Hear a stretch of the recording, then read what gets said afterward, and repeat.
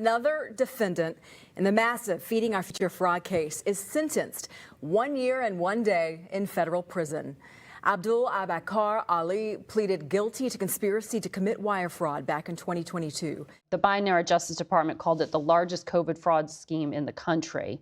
And this was pocketing COVID-era welfare funds, more than $1 billion in taxpayer money that was stolen. Of the 87 people charged, all but 8 are of Somali descent. If someone out there dares to steal your taxpayer dollars, that there might just be a federal prosecutor on the end of that bad decision. So a man steals money meant to feed hungry children, possibly millions of taxpayer dollars, and what does he get? 1 year in prison? 1 year? That's it?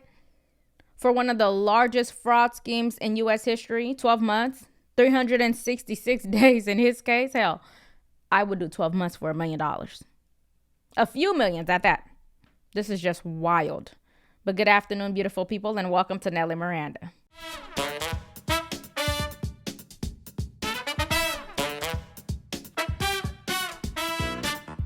These people are just idiots. I really, I'm at the point where it's become really hard to have an intellectual debate with any of these people because the level of stupidity that they are displaying every single day is frankly embarrassing, not just in Congress, but as Americans. The dumbing of the United States has arrived. So today we are talking about the Minnesota Somali fraudsters. Every American and every taxpayer should be furious about this lenient sentence. Are Americans stupid like Ilhan Omar claims? Have the dumbing down of Americans arrived? Because this isn't just about fraud. It's about failure at every level. Government failure, oversight failure, and yes, even judicial failure. Because there is no way that judge looked at this case and just thought that sentence was just. In December of 2021, the FBI installed a surveillance camera overlooking this building just off Lake Street in Minneapolis. At the time, it was Safari Restaurant, which overall took in $12 million in federal child meal payments through Feeding Our Future. Safari's former co-owner, Salim Saeed, is on trial alongside Amy Bach, the Feeding Our Future executive director.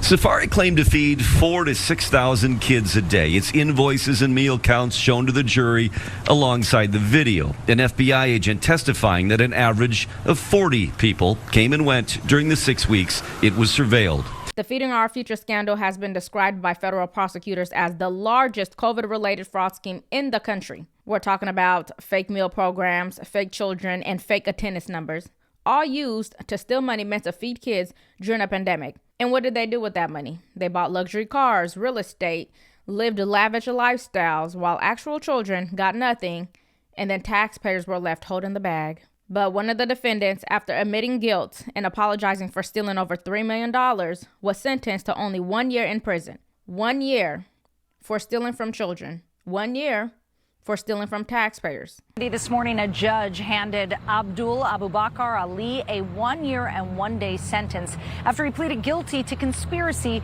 to commit wire fraud. Ali, along with 2 others, operated a federal child nutrition program site called Youth Inventors Lab. The defendants claim to have served approximately 1.5 million meals to underserved children over the course of 7 months, but federal prosecutors claim in reality they served only a small fraction of that. In all, federal investigators estimate Ali and his co-conspirators received more than $3 million in federal child nutrition program funds. Today, the judge gave Ali a 1 year, 1 day sentence, shorter than pre-sentencing guidelines, because as the judge said, he's already paid back a large chunk of his $122,000 restitution, and he's helped in the investigative process. So far in this massive fraud scandal, there have been 79 indictments, 7 convictions, several sentences, and more to come. For participating in a scheme that prosecutors say cost hundreds of millions of dollars. If that is not a slap in the face, then I don't know what it is. I guess like Ilhan Omar said, so what? The Somalian community are taxpayers too. Of the 87 people charged, all but 8 are of Somali descent. And that has added to the spotlight being put specifically on your community. Why do you think this fraud was allowed to get so widespread? Well, I want to say, this also has an impact on Somalis because we are also taxpayers in Minnesota. We also could have benefited from the program and the money that was stolen. And so it's been really frustrating for people to not acknowledge the fact that we're also, as Minnesotans, as taxpayers, really upset and angry about the fraud that has occurred. So she claims to be upset and angry about the fraud that occurred, but she won't outright condemn it.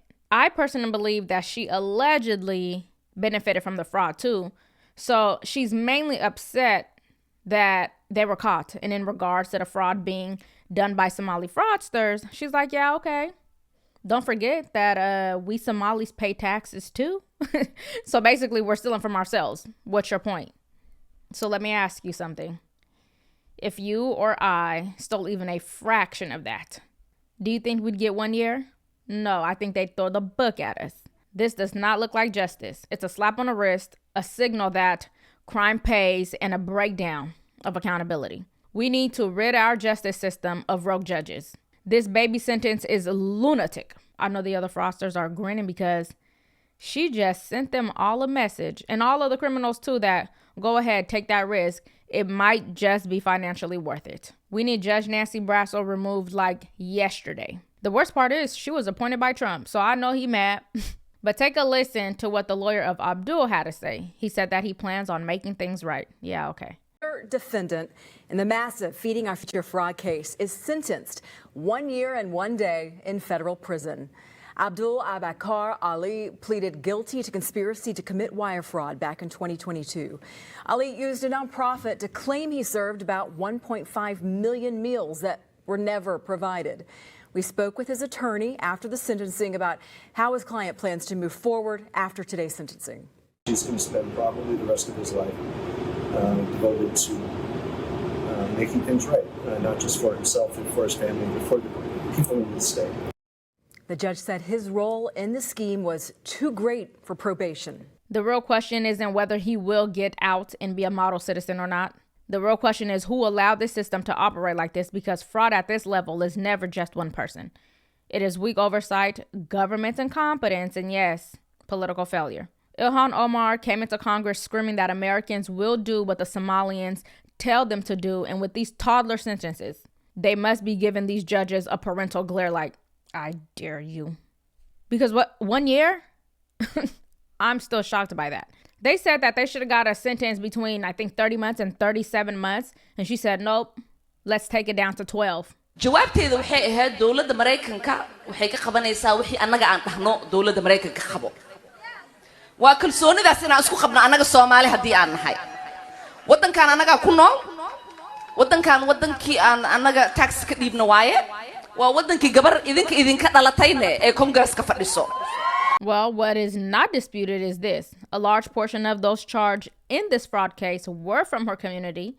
The fraud went on for years. Government officials turned the other way in fear of being called racist or maybe Islamophobic. So I guess their plan worked temporarily. Because today, J.D. Vance swore in Colin McDonald, who is leading a fraud task force to prosecute fraud. I, Colin McDonald, do solemnly swear that I will support and defend the Constitution of the United States. That I will support and defend the Constitution of the United States. That no longer will we be uninterested in low levels of fraud. We will be interested in all of it. And if someone out there right now is deciding and determining whether they will file a false application to try to steal your taxpayer dollars, we're going to care about it. And we're going to find it. And we are going to prosecute you as hard as we can. So my questions for you are, do you actually have any hope for this new fraud task force? And more importantly, do you think they'll investigate the politicians who allowed this to happen? Let me know your thoughts in the comments. And if you got any value from today's video, please make sure you like, share, and subscribe to support the channel. And ring the bell so you don't miss any future updates. Thank you all for watching, and I'll see you in the next one.